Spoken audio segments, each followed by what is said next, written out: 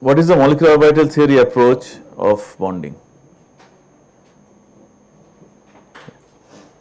You have molecular orbitals that in the simplest approximation are generated by linear combinations of atomic orbitals. Okay. So, in water, the lowest energy MO will obviously be something like this. So, what I am asking you is this a bond? Is this a bond? No. Okay, I put in 2 electrons here. Is that a bond? No. Right? Okay, offhand I don't remember what the higher energy molecular orbitals look like, but let us say it looks something like this. So, this is plus, this is minus, this is something. Okay. So, this also will have 2 electrons, bond pairs, and then you have the lone pairs on oxygen, right. So, now the thing is, this bond pair is in a particular MO that is delocalized over the molecule. This bond pair is another MO that is delocalized over the molecule. Now, if you want to draw the structure like this, then this bond, let me call this psi 1, let me call this psi 2. This bond will have contributions from psi 1 as well as psi 2. This bond will also have contributions from psi 1 and psi 2. Is that understood? Because both the molecular orbitals are delocalized from this hydrogen to that hydrogen through oxygen. Okay. So, that is why there is no problem. Okay. That is why we are fine with the 2 bond lengths being the same. The 2 bond lengths are the same because both have equal contribution from each MO, but they are not degenerate. The MOs are not degenerate, MOs are different from each other. So, the picture is something like this. If you work out the photoelectron spectra, then this is something that you will get. Actually, not really, you are going to get some vibrational structure because they are bonding MOs, right. You are going to get 2 bands in the photoelectron spectrum because the electrons come from 2 different MOs, but not 2 different bonds. Okay. MOs and bonds are not synonymous with each other. Each bond has equal contribution from each of the bonding MOs. Alright, that is what I was saying.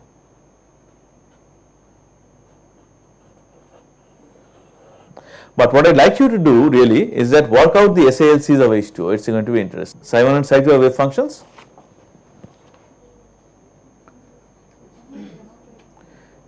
Psi 1 is delocalized over the whole thing. We are talking about molecular orbital theory here. If it was valence bond theory, then what you would have done is, you would have worked out the psi for this bond, you would have worked out the psi of this bond separately, and you have assumed that this bond pair is localized between oxygen and this hydrogen, the second bond pair is localized between oxygen and this hydrogen. That is what molecular orbital theory does away with.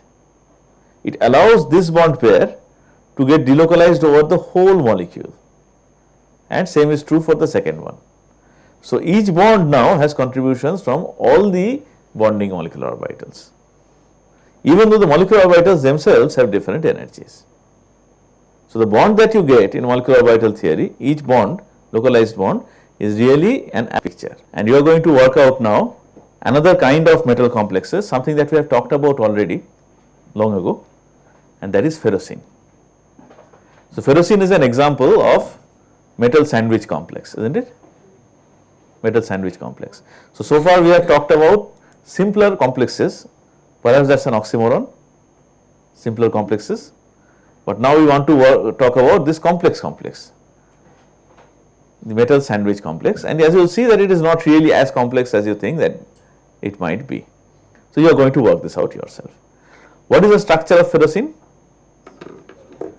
5-membered ring on the top, 5-membered ring at the bottom, and iron in between. Okay. Let us take the staggered configuration, not the eclipse configuration. What is the staggered configuration?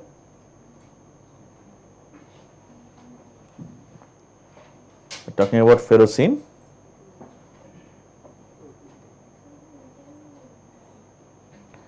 Staggered configuration means this.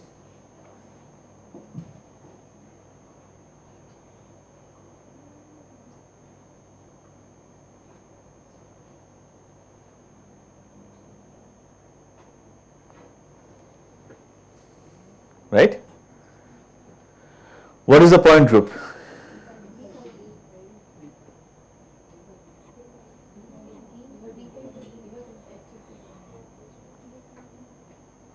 D5D, there is no sigma H, right? D5D. If it was eclipsed, then what would have it been? D5H. So we will work with D5D, right?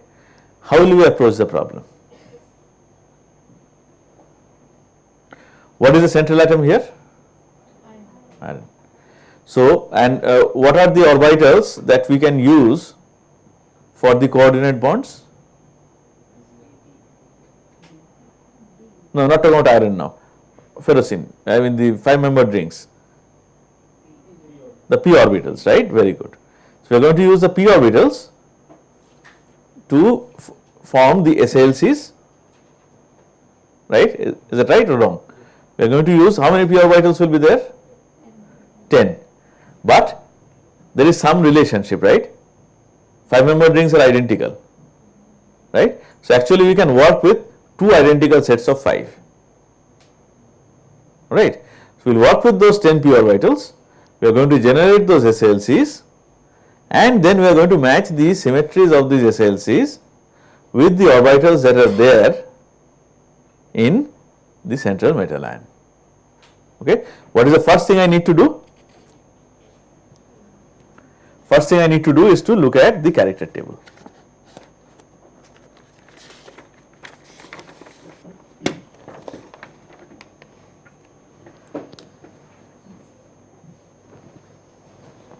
Oh, it's just fit.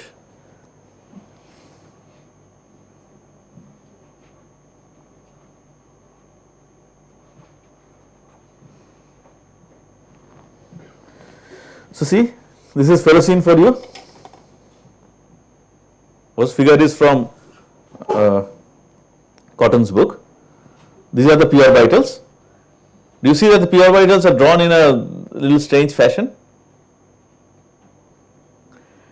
For the top, for the 5-membered ring on the top, the plus lobes are pointing in. For the 5-membered ring at the bottom, the plus lobes are once again pointing in, right? So, they are not like this, they are rather like this, okay. It is a matter of convenience, that is all. All that will change is the definition of plus and minus because of that, okay. But before we go any further, let us use the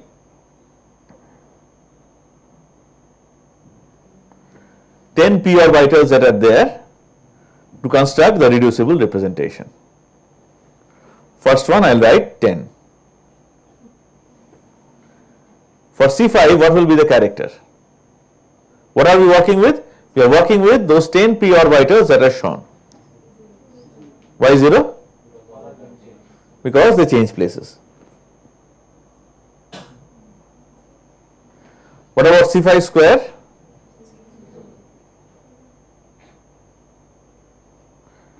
But even before we go there, why is it that C5 and C5 square are written separately?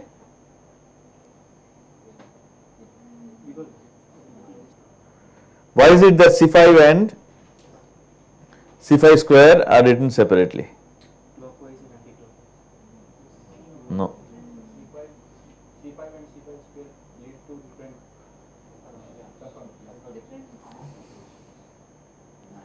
They belong to different classes, right? You see, characters are different. But what I like you to do is convince yourself by yourself that they actually belong to different classes. Later on, not now. Moving on, C2. What will happen when I apply C2? Even the rings interchange places, so the character would have to be 0. I, even without asking you, I can write 0. S10, definitely 0, rings are changing place. S10 cube, S10, fine. Sigma D,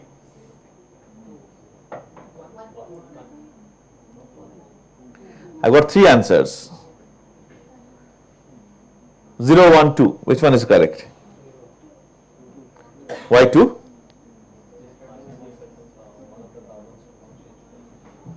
Because if I draw it like this, is this sigma d? Then see, sigma d contains this p orbital and this p orbital, isn't it? No matter which sigma d you draw, it is going to go through 2 p orbitals.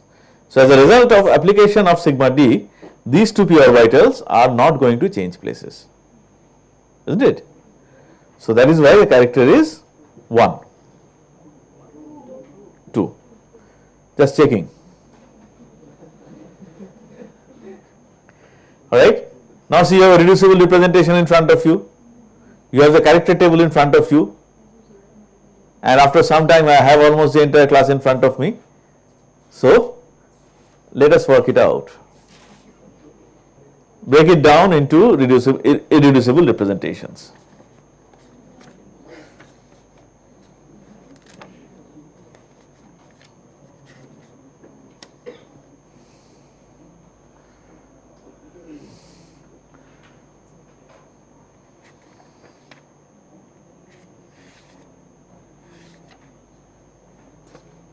What will it be?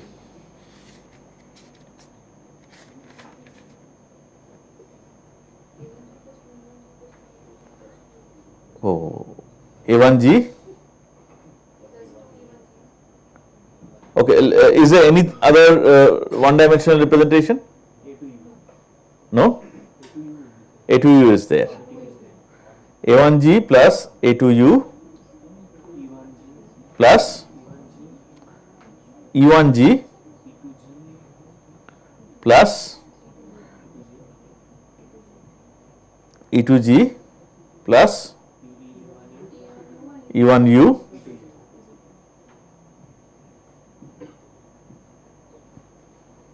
okay, A1G plus A2U plus E1G plus E1U plus E2G plus E2U.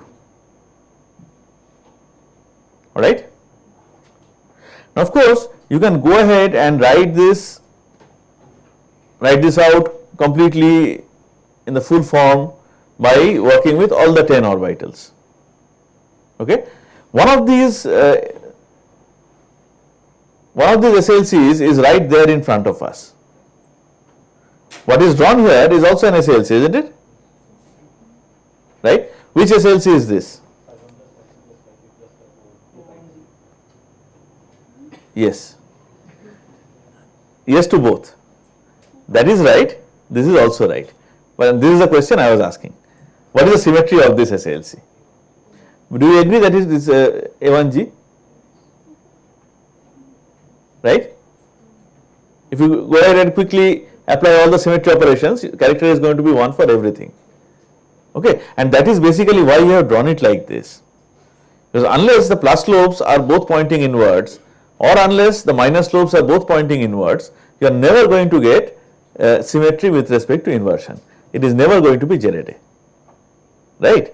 If you do it like this, then it would have been unjerede, isn't it? If you just turn this around, the lower one, what will you get?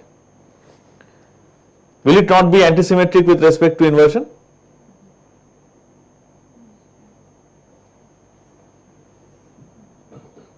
Right? So that is why we draw it like this. So this is A1G, you are right. Now, so will you allow me to write this psi A1G as psi 1 A plus psi 2 A. What will be the normalization constant? What is psi 1A and what is psi 2A? Psi 1A is the totally symmetric SALC that you get of the top ring. Psi 2A is the totally symmetric SALC that you get for the bottom ring if you consider the 5-membered rings separately. So this is a short form of writing it. Since I have two 5-membered rings anyway, right? and I can handle the 5-membered ring separately, right? I can generate all the pi SLCs of 5-membered ring separately, and then in terms of those, I can write the SLCs of ferrocene. The only advantage of that is that you don't have to write out long expressions. Okay, do you understand? Do you agree with me? Psi 1a plus psi 2a. Psi 1a is the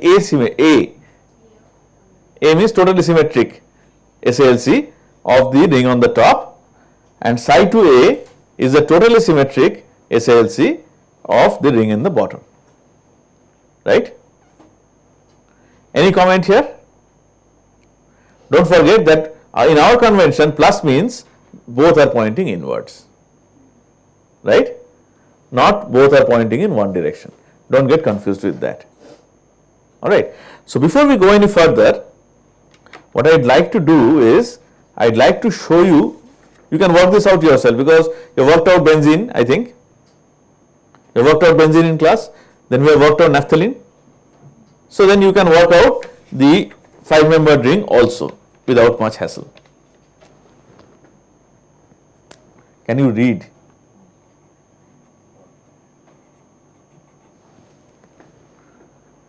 You can read with a little trouble, can't you?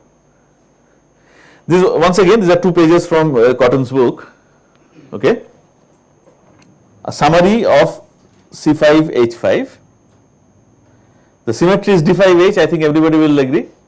We are talking about each ring, if each 5-membered ring of ferrocene separately now.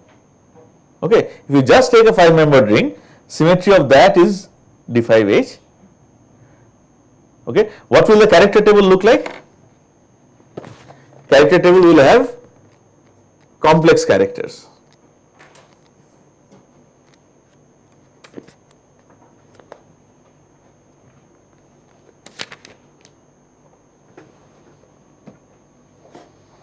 Not complex really, complicated characters, 2 cos 72 degrees, etc., etc. Okay.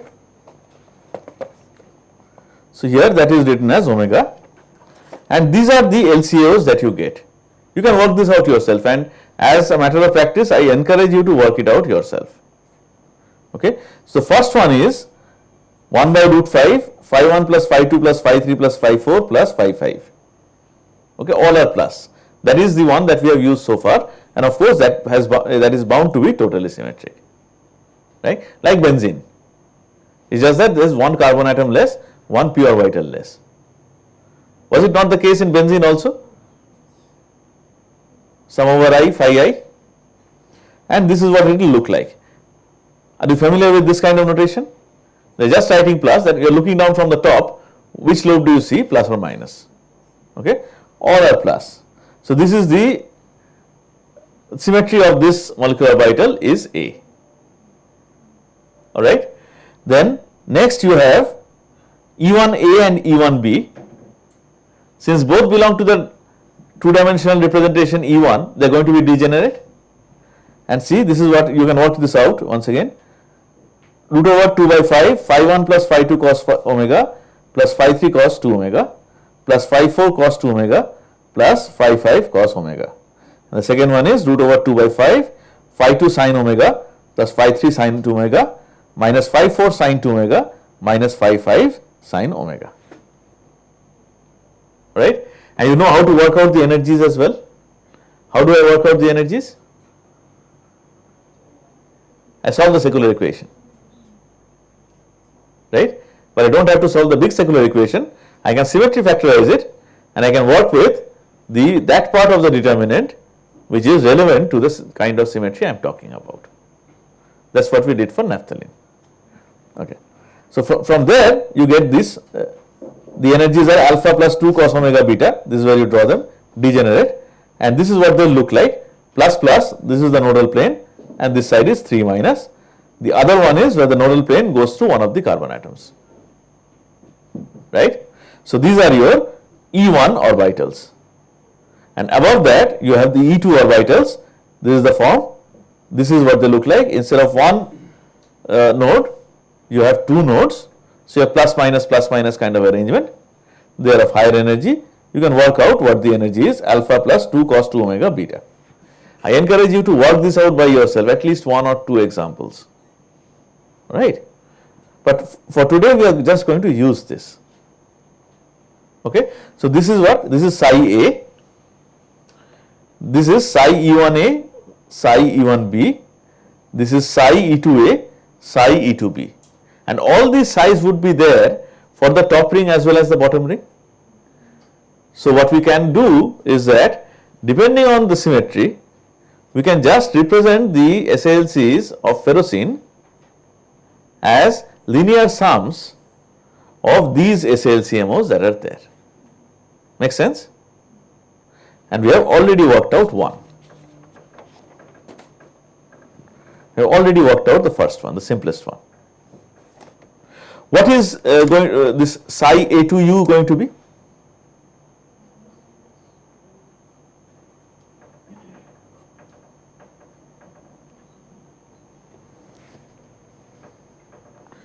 What happens if I turn the other ring? I turn it around by 180 degrees. So now it's pointing inwards, the top one is pointing inwards, the bottom one is pointing outwards. Then it will definitely have U symmetry, right? Is it A to U? Can you verify quickly? There is no point in going back to I. A to U is this, right? Where does it change sign? C2, will it change sign or not? If I apply C2, will it change sign? Okay, think of one orbital. It's like this. What about the p orbital below? It is also like this, right? Both are pointing in one direction. This is C2, right? You turn with respect to C2, the orbital will be pointing upwards. So that is a change in sign. Understand what I am saying? Both p orbitals pointing downwards, right? And then you have this C2 turned by 180 degrees. The transformed orbital is going to point upwards, which is -1 sign. Any question? So similarly, you work out for everything else. S10 cube, S10, sigma d. Sigma d is very obvious, right? These are the orbitals. You apply sigma d, there is no question of changing sign. Okay? Or apply C5 for that matter. C5 is like this. No question of changing sign, right?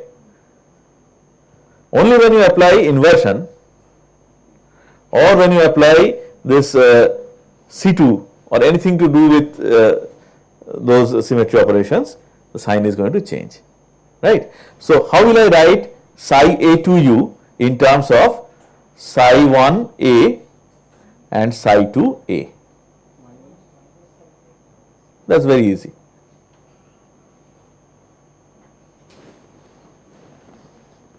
Minus. Okay. So if I add them, psi 1A and psi 2A, if I add them, then I get psi A1G. If I subtract one from the other, then I get psi A2U. Right? So these are the two. Now what will be psi E1GA? I show you those MOs again.